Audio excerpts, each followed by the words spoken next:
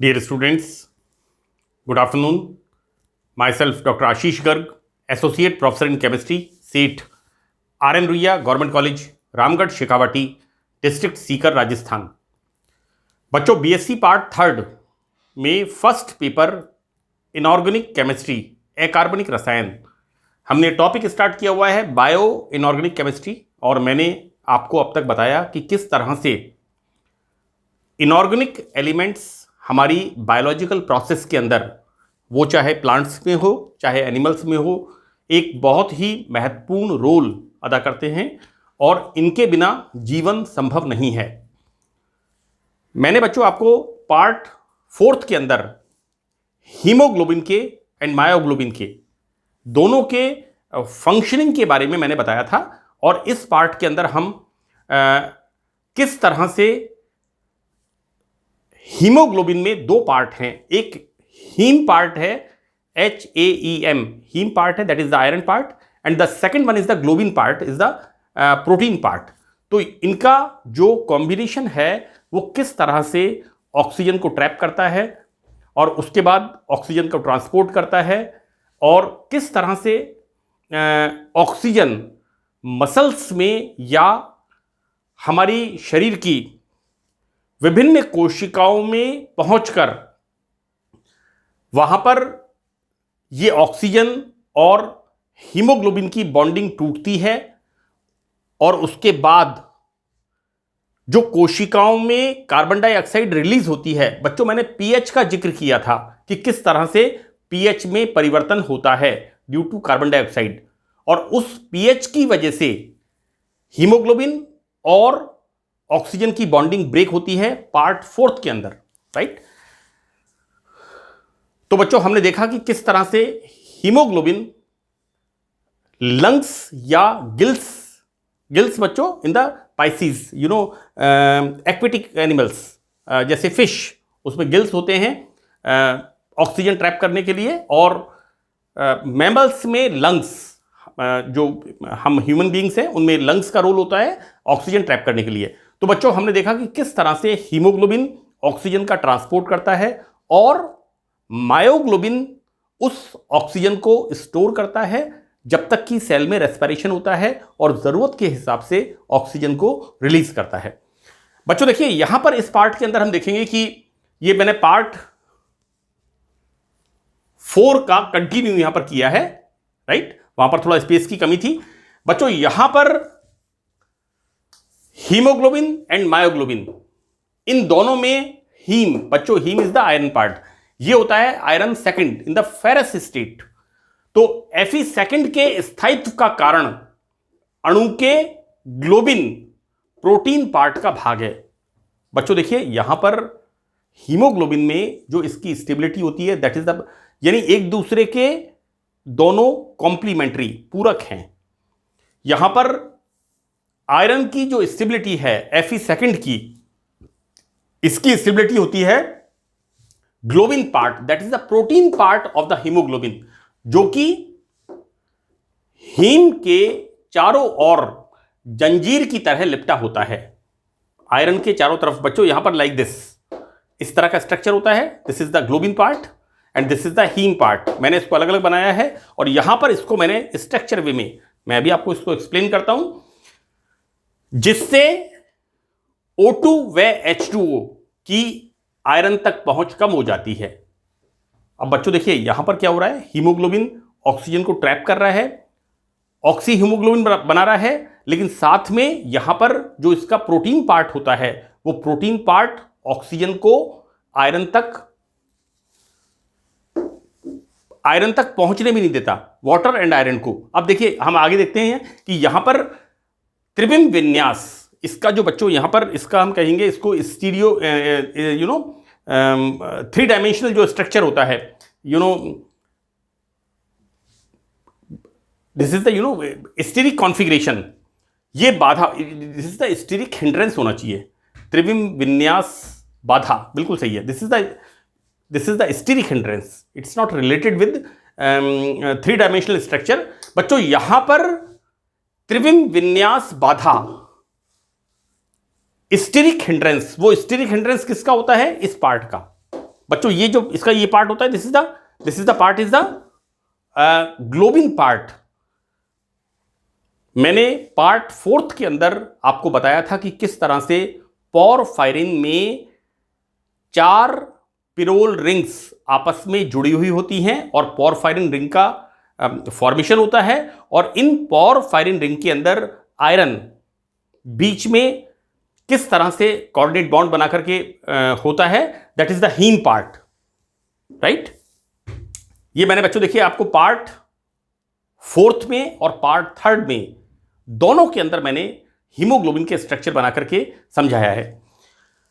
तो बच्चों यहां पर क्या होता है कि स्टीरिक हिंड्रेंस O2 का सहसंयोजन होने तो देते हैं, लेकिन इसके साथ O2 और H2O मॉलिक्यूल्स के एक साथ उपस्थित नहीं होने देते, जो कि इलेक्ट्रॉन ट्रांसफर के लिए आवश्यक है। बच्चों बेसिकली क्या हो रहा है यहां पर, आयरन सेकंड से आयरन थर्ड, राइट, और क्या हो रहा है, इलेक्ट्रॉन ट्रांसफर, और वापस आयरन थर्ड से आयरन सेकंड, राइट। तो यहां बच्चों देखिए क्या हो रहा है कि O2 और H2O साथ भी रहते हैं और साथ नहीं भी रहते, और यहां पर इनका साथ नहीं होना, राइट, ये दिस इज वेरी इंपॉर्टेंट कि यहां पर जो इलेक्ट्रॉन ट्रांसफर होता है उसके लिए आवश्यक होता है, राइट।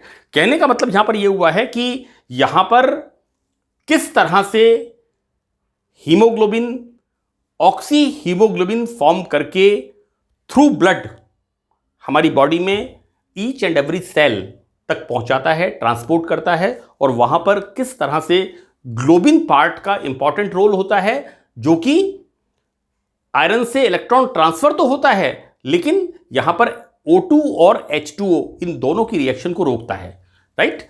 तो बच्चों इस तरह से मैंने स्ट्रक्चर बनाया है हीमोग्लोबिन का, और हीमोग्लोबिन में this is the globin part. बच्चों ये वाला ग्लोबिन पार्ट है, राइट, एंड सी ये जो रिंग्स बनी हुई है बच्चों, ये स्ट्रक्चर यहां पर है, ये रिंग्स स्ट्रक्चर है, this is the pyrrole structure, है ना, और ये आयरन मेटल, और हम देखते क्या है यहां पर कि इस स्ट्रक्चर में structure of deoxygenated haemoglobin, RBC में जो हीमोग्लोबिन होता है that is the deoxygenated haemoglobin. और बच्चों यहां पर किस तरह से ये प्रोटीन पार्ट होता है, this is the globin part. बच्चों इसी तरह का स्ट्रक्चर इसका बता रखा है ना, मैंने माइक्रोस्कोपिकली इसको देखा नहीं है, बट जिस तरह का स्ट्रक्चर बायोकेमिस्ट्री की बुक में एक्सप्लेन किया हुआ है, मैं उसी डायग्राम को बना के यहां पर बता रहा हूं कि यहां पर हीमोग्लोबिन के अंदर this is the globin part and this is the protein part of the haemoglobin, and ये बच्चों होता है इसका हीम पार्ट, राइट। तो यहां पर बच्चों इस तरह से एक वी शेप स्ट्रक्चर के अंदर जो आयरन होता है, ये जो केमिस्ट्री मैंने बताई है, इस केमिस्ट्री को यहां पर ये अंजाम देता है, राइट। तो बच्चों हमने देखा कि किस तरह से यहां पर हीमोग्लोबिन एंड मायोग्लोबिन एक ऑक्सीजन का परिवहन करता है, ट्रांसपोर्ट करता है, और दूसरा ऑक्सीजन को सेल में तब तक ट्रैप करके रखता है, संग्रहण करके रखता है, जितनी जरूरत होती है उतना रिलीज करता है, that is the myoglobin part, right. तो बच्चों मैंने कोशिश की है कि यहां पर इसको अच्छी तरह से एक्सप्लेन करने की। तो यहां पर ये हीमोग्लोबिन एंड मायोग्लोबिन का केमिस्ट्री वाला पार्ट यहां पर खत्म होता है। Now we start cytochrome C. बच्चों देखिए रेस्पिरेशन में श्वसन is the very important part, क्योंकि मैंने इसके पिछले पार्ट में आपको बताया था कि किस तरह से हीमोग्लोबिन का जो ऑक्सीजन बॉन्डिंग होती है वो ब्रेक होती है, क्योंकि कार्बन डाइऑक्साइड रिलीज होती है और उसकी वजह से चेंज ऑफ द पीएच, और पीएच चेंज होने की वजह से हीमोग्लोबिन एंड ऑक्सीजन की बॉन्डिंग ब्रेक होती है, और हीमोग्लोबिन कार्बन डाइऑक्साइड को ट्रैप करके वापस लंग्स की तरफ चल देता है, और लंग्स में आकर के क्या होता है, सैचुरेशन ऑफ द ऑक्सीजन, हम एयर को इंटेल करते हैं, ऑक्सीजन को लेते हैं, तो वहां पर क्या होता है हीमोग्लोबिन ऑक्सीजन को रिलीज करता है और कार्बन डाइऑक्साइड को रिलीज करता है। बेटा मैं ये बताना चाह रहा हूं कि हीमोग्लोबिन जब सेल से वापस लंग्स में आता है तो लंग्स में आकर के obviously saturation of the oxygen air जो हम इंटेल करते हैं, और यहां पर ये कार्बन डाइऑक्साइड को रिलीज करता है और वापस ऑक्सीजन को ट्रैप करके ले जाता है। तो बड़ा इंपॉर्टेंट रोल है हीमोग्लोबिन का। अब यहां पर बच्चों ये जो दिया हुआ है, this is the cytochrome C, it's very very important part. बच्चों यहां पर ये साइटोक्रोम सी में 104 अमीनो एसिड से बनी पॉलीपेप्टाइड चेन। बच्चों देखिए, साइटोक्रोम सी में अमीनो एसिड्स, और अमीनो एसिड से क्या बना, पॉलीपेप्टाइड। मैंने बीएससी पार्ट 3 में ऑर्गेनिक केमिस्ट्री वाले पार्ट में amino acid, proteins and nucleic acids बताया था, और उसके अंदर बताया था कि किस तरह से अमीनो एसिड्स आपस में पेप्टाइड बॉन्ड से जुड़ करके डिफरेंट सॉर्ट ऑफ प्रोटीन्स का निर्माण करते हैं। बच्चों प्रोटीन का बड़ा इंपॉर्टेंट रोल है यहां पर, है ना। देखिए यहां साइटोक्रोम सी में 104 अमीनो एसिड से बनी पॉलीपेप्टाइड की चेन हीम ग्रुप से जुड़ी होती है। अब ये एक अलग सॉर्ट ऑफ, यहां पर आयरन का ये एक अलग कॉम्प्लेक्स है जिसके अंदर की, बच्चों यहां पर था globin part, this is the protein part. यहां पर एक अलग तरह के अमीनो एसिड्स और उनसे peptide, polypeptide, polypeptide is the protein. तो बच्चों इनकी चेन आयरन के साथ जुड़ी रहती है। यहां पर हीमोग्लोबिन और मायोग्लोबिन की तरह का स्थान साइटोक्रोम सी में संयोजन के लिए उपलब्ध नहीं होता, राइट।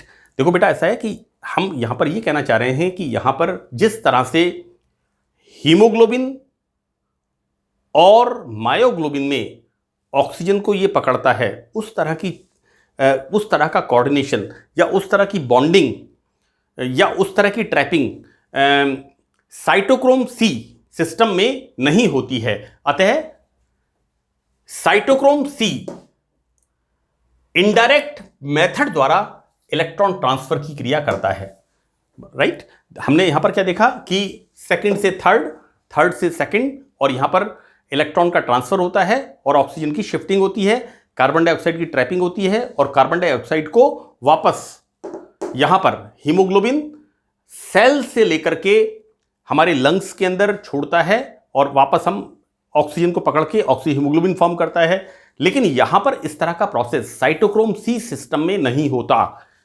तो यहां पर cytochrome C is the indirect method द्वारा इलेक्ट्रॉन ट्रांसफर की क्रिया करता है। बच्चों यहां पर O2 का रिडक्शन करके उसकी ऑक्सीडाइजिंग पावर, इसको हम कहेंगे ऑक्सीजन की ऑक्सीकारक क्षमता, ऑक्सीडाइजिंग पावर को फॉर द फूड डाइजेशन, भोजन को पचाने में, रेस्पिरेशन के लिए आवश्यक एनर्जी मुक्त करने के लिए ये दे सकता है। बच्चों basically this is the structure. यहां पर ये प्रोटीन चेन होती है, this is the protein chain, और ये यहां पर आयरन इस तरह से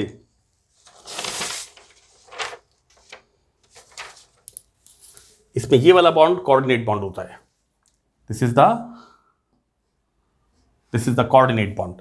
बच्चों यहां पर हम देखते हैं कि this is the structure of cytochrome C, कि किस तरह से आयरन यहां पर प्रोटीन्स के द्वारा सराउंडेड होता है।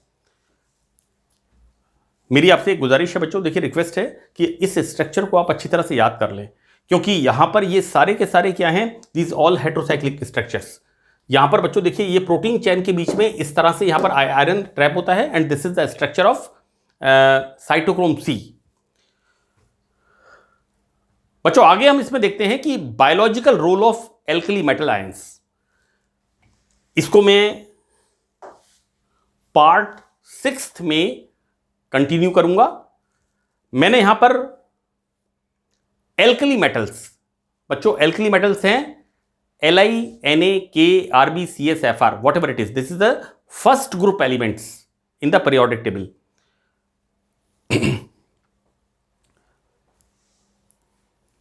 मैं अपने एक पर्सनल एक्सपीरियंस से आपको एक बात शेयर करूंगा बच्चों, कि सोडियम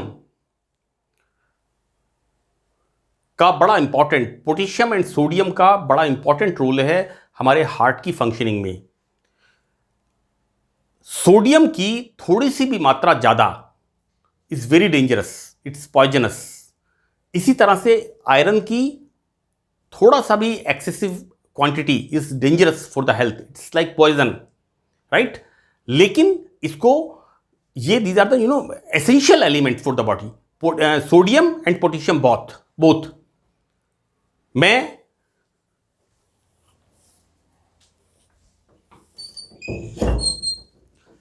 एक बात यहां पर शेयर करना चाहूंगा बच्चों, देखिए कि